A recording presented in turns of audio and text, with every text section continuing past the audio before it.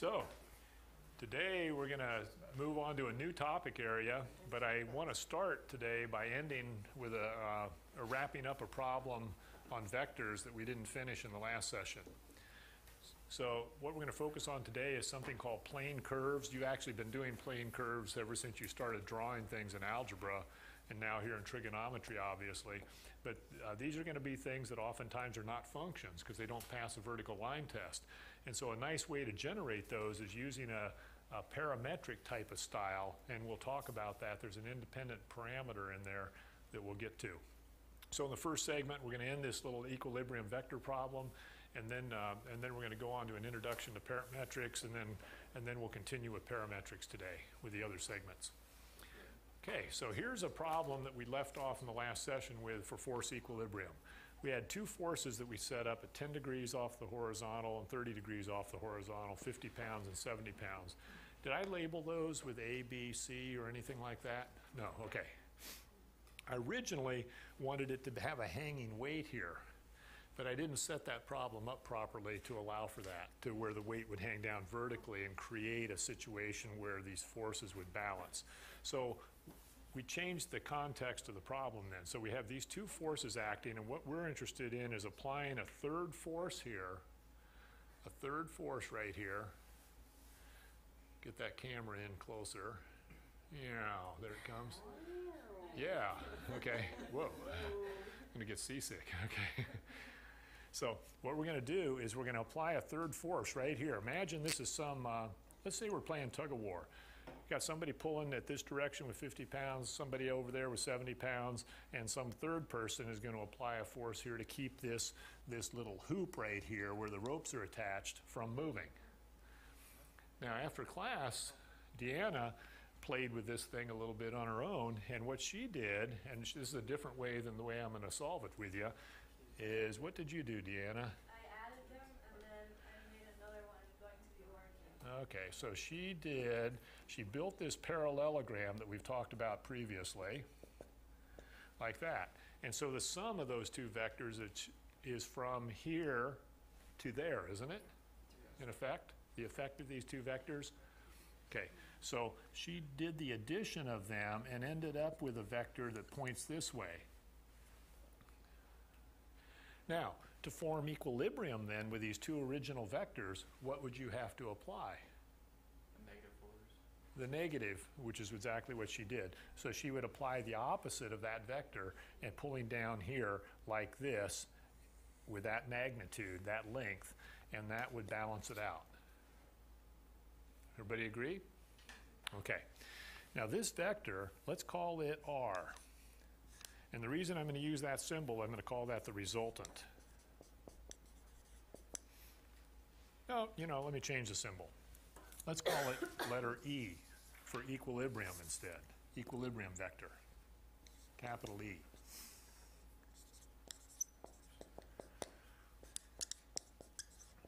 Now that thing is pointing a certain direction, isn't it? And it's going to have a certain magnitude. So you could do the problem like she did and find that resultant like we have done previously, but what I'm going to do is help you set up the vector algebra, which is a powerful way that you can solve any kind of a vector problem, whether it's two-dimensional or three-dimensional.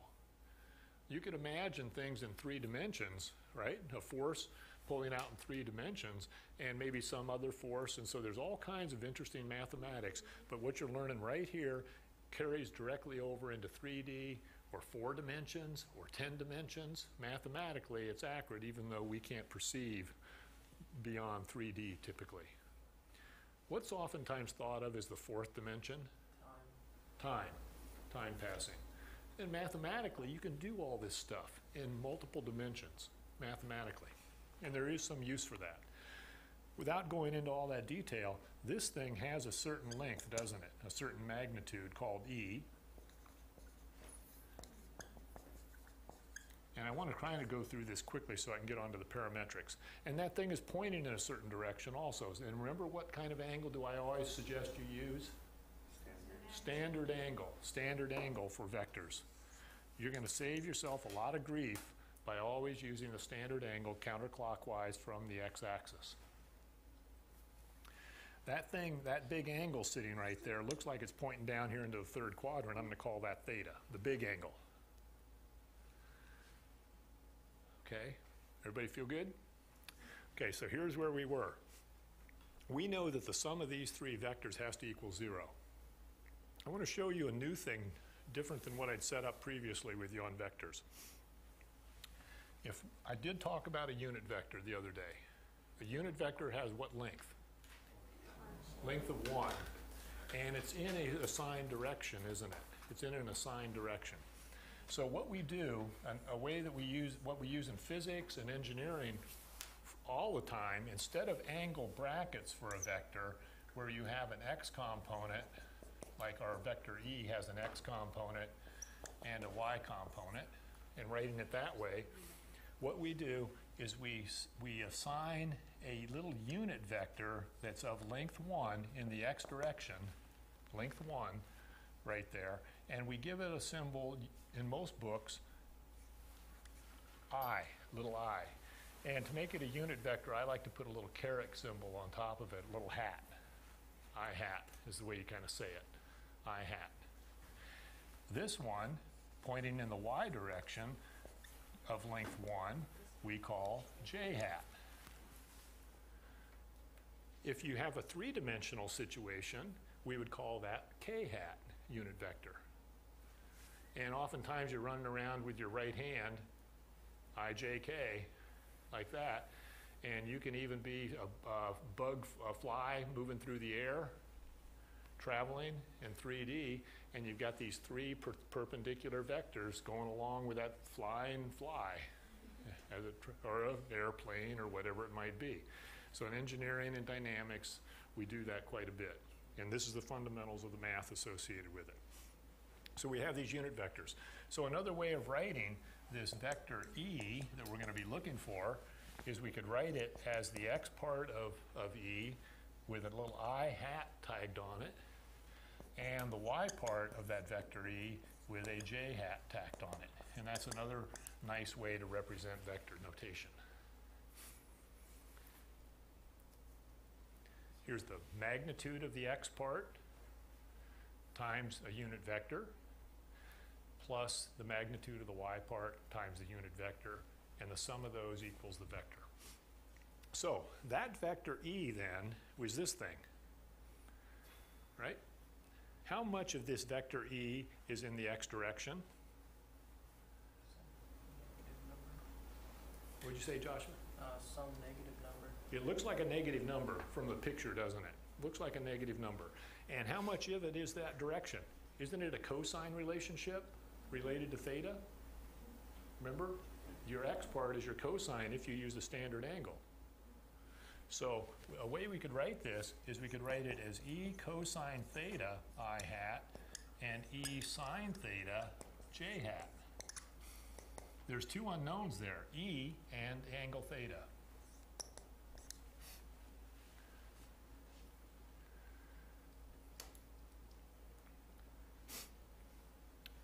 To sort of tie that together for you so your brain isn't getting overly stimulated here, okay? Here's your magnitude E, and here's your angle theta, and what you can see here, folks, is you can see that this leg right here is that E sub x component, which is the cosine of that angle, times E, right here. And the y part of it, if it's a third quadrant angle, is going to have a sine reading that's negative, as well as the x component. And so that piece right there is your EY piece.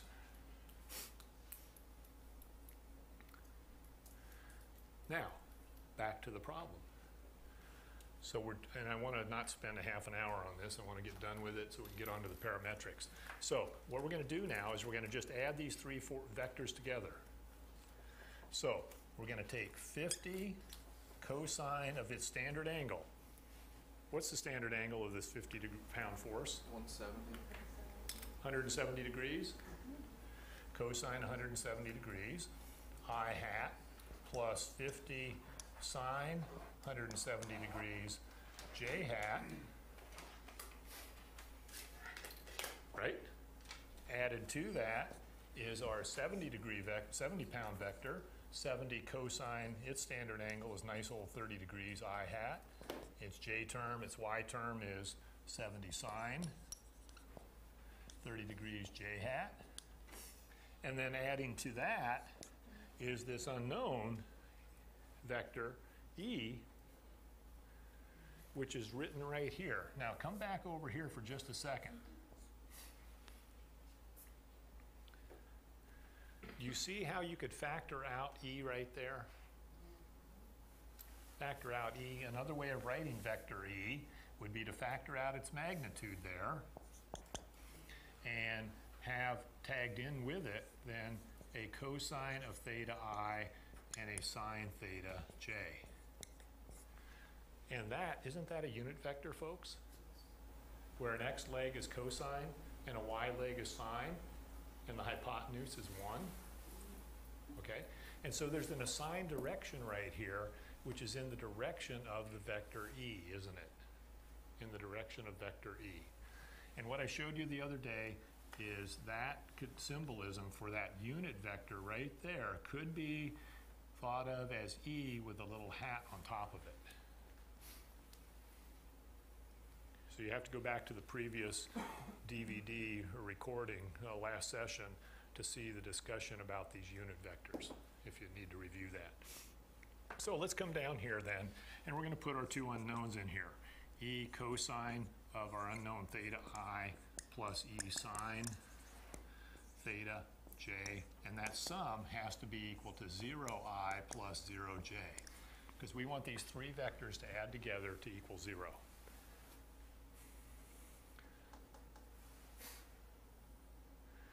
Now you look at this, this is a single vector equation, right? This is the one vector equation with how many unknowns? With two unknowns. So what we do is you look at this equation and you get all nervous because you have one equation but you have two unknowns. So how do we become comfortable? We cluster the x terms, the x directed terms here. That has to equal 0, doesn't it? Look at the equation. Here's your equal sign. The sum of these is all the I stuff, and that must equal 0.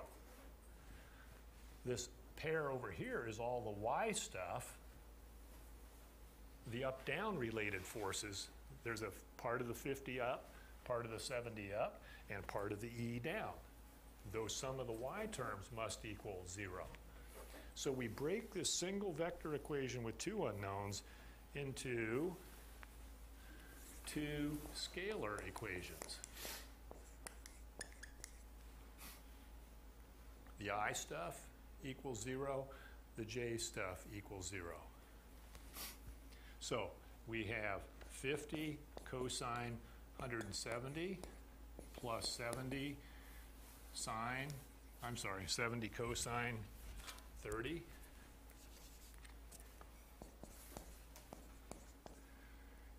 plus e cosine theta must equal 0.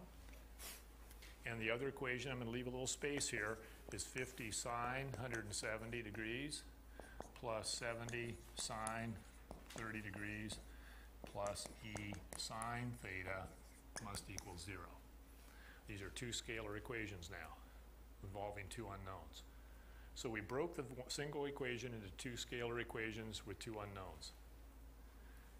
You have solved lots of problems before in algebra where you have two equations and two unknowns. The trick here is that this involves trigonometry. So the way to get around this and actually solve this, one convenient way is to use substitution. So notice here that e in the first equation is equal to the negative of these terms divided by cosine theta. So we have negative 50 cos 170 minus 70 cosine 30 divided by your cosine theta, and that's equation 1. This one down here is equation 2.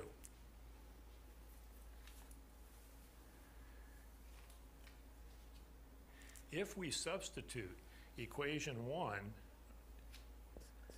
into equation 2 by the substitution method, then we will eliminate E. We would get it down to just involving theta. So we get 50 sine 170. Why don't I actually move the 50 and the 70 terms to the other side? Okay, so I'm going to kick those over to the other side. And then I'm going to make my substitution right here. So I'm going to have my minus 50 cos 170 degrees minus 70 cos 30 degrees. Check me and make sure I write this down right. Over cos theta, there's that E times sine theta. And I'm taking these two terms and subtracting them from the left side. That moves them over to the right side. And so we get minus 50 sine 170 minus 70 sine 30 on that side. Do you see what happens now? Do you see what happens here? What's this? That's tangent theta, sine over cosine. So what we've done through substitution is we've turned this into a relatively simple equation that the tangent of theta then is equal to this the negative of these y-directed terms divided by the negative of these x-directed terms. So it becomes, I'm going to pull the negative out. I have 50 sine 170. I have plus 70 sine 30. Similarly here, factor out this negative. Drop these cosine terms down below.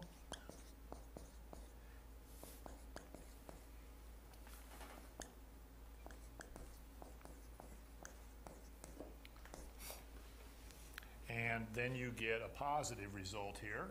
At least you get these negatives disappear, negative over negative, and then you go inverse tangent on that. So real quickly with the calculator,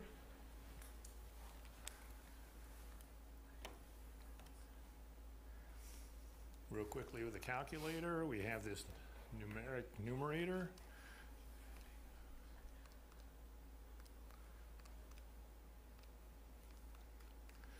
I think I forgot a parentheses again, as usual.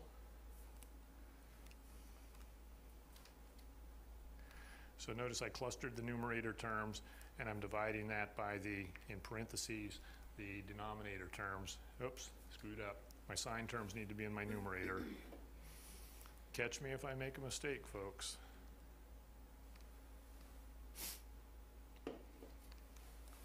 Any questions on this? I'm punching this.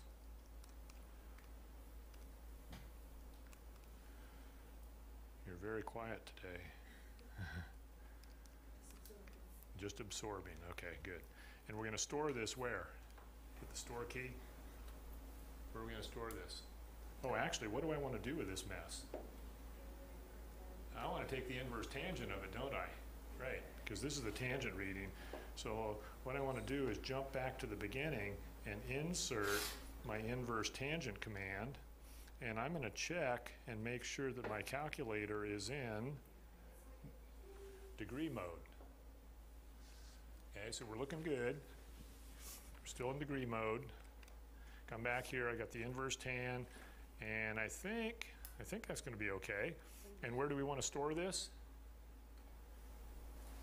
Angle theta, right? Angle theta. So we're going to store this in alpha theta. Look at what it comes back with on the calculator. Comes back with 75 degrees. Is that right? No. Yeah, it is. Huh? Yeah, it is. Oh, does this point up in the first quadrant? Yeah. Does E point in the first quadrant? that balances out those other two forces? No, but it's No, what do you have to do to it? It's a negative force. Gotta add 180 to it. Well, we have to add 180 to this. See, we're actually solving for the theta.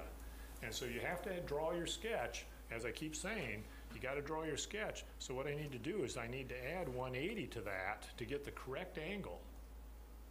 And I need to restore that now. Alpha, actually I need to hit my store key here first. Store alpha theta. So it's really at 255.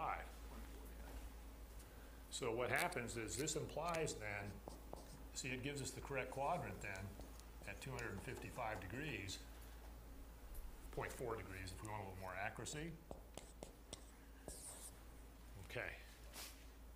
Then, I don't want to take any more time on this, but now look at what we can do. We could call this equation 3 right here, this stored in the memory of the calculator.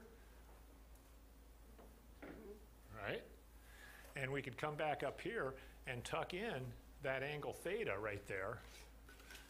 We could tuck in theta right there, and we could get this E reading when we are at 255.4 degrees. And we get an approximate value for E then as well, the equilibrium force needed. And we could punch that real quickly by taking the numerator, 50 cosine 170 plus 70 cosine 30. I have my parentheses there. There's my numerator.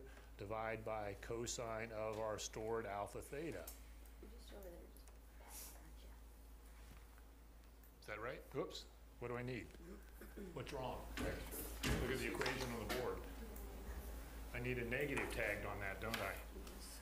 So what I'm going to do is come back into the beginning, and I'm going to insert a negative right in the front of that, because that takes care of both those terms in the numerator. And then on the tail end of it, I'm going to store it in memory cell alpha E. What do we do about this side? Okay, so doing the substitution there, I'll get to you there in a second. 45.1 pounds. So that's all you needed is 45.1 pounds. So, here's how you check it. Here's how you check it, folks. You draw yourself a little scale drawing. 50, there's your 50 vector. You add to it the 70 vector. Actually, that's at 10 degrees, right? Much more shallow angle there. There's your 50. You add your 70 at 30 degrees, and that gets you over to about there, right? And then you add to it from right there, you add the E vector, which is at 255, coming back this way. There's your E vector right there, at 45 pounds roughly, in the direction of 255 degrees. And it closes. It comes back to the starting point. This is what surveyors do when they're checking their work, is they shoot lines and they work their way around, and then they come back to the starting point to make sure that everything closes, make sure they have the accuracy. All right. Time's up on vectors. Let's give about a 2-minute introduction to parametrics, and then we'll go to a next segment.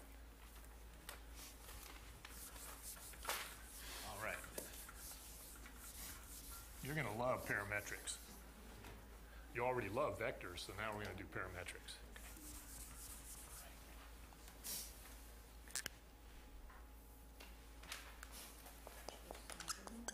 Intro to parametrics.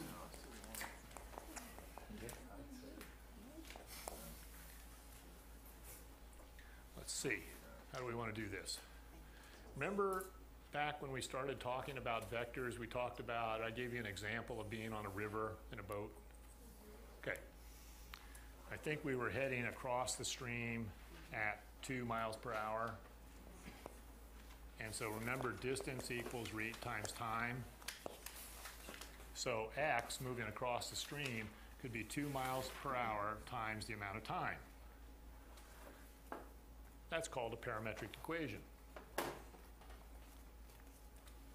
In terms of, it's a function of time, t. Separately, y is the moving down the stream. So if you hadn't watched the previous video, we were moving down the stream, I think, at 6 miles per hour, the current.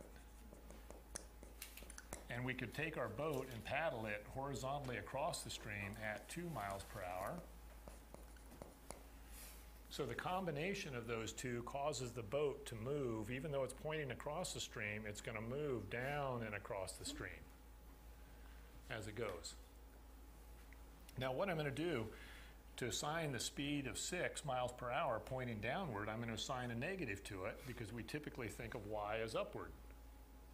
So the rate is 6 miles per hour negative times time.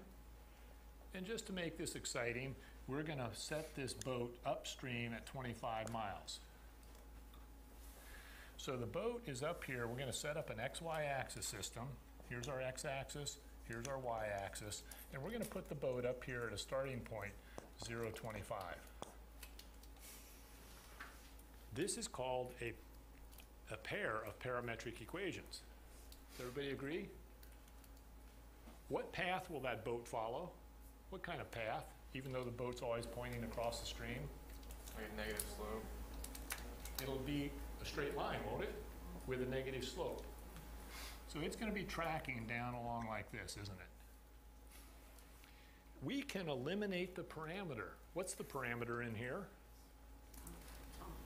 Parameter is time. The independent parameter is time, t. So we can eliminate the parameter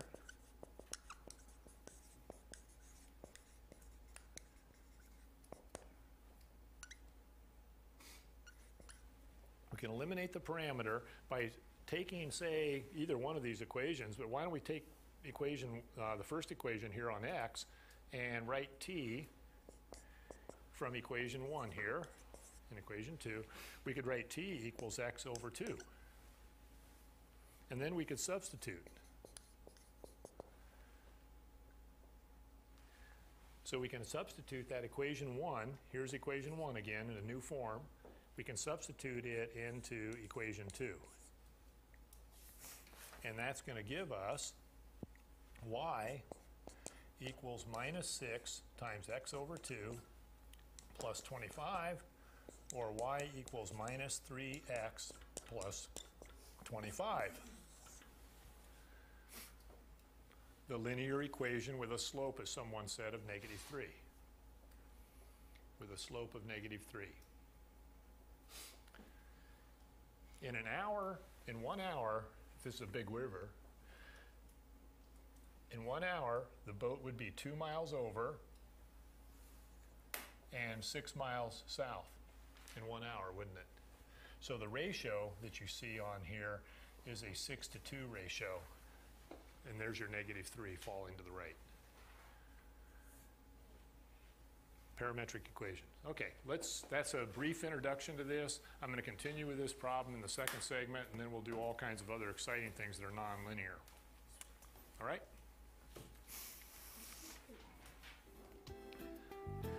Stormy, did you get your question answered about